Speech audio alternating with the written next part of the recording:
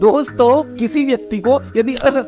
ऐसे किस तरह से करके खांसी होती रहती है, सूखा धसका बनता रहता है और वो हर तरह की दवा आजमा कर देख चुके, तो जरा एक बार ये भी आजमा कर देख लीजिए। जो सफेद नमक बाजार में आता है, वही जो सब्जियों में इस्तेमाल किया जाता है, उसको तवे पर भून लीजिए और जब वो भूरे से कलर का हो जाए तो बस तरस रेणु यानी रोशनदान के जो झरोके में धूल के कण जैसा दिखते हैं, इतना सा दिन में 3-4 बार चाटते रहिए। 5-7 दिन में जो है ये धसके वाली खांसी बिल्कुल ही तो ठीक होगी।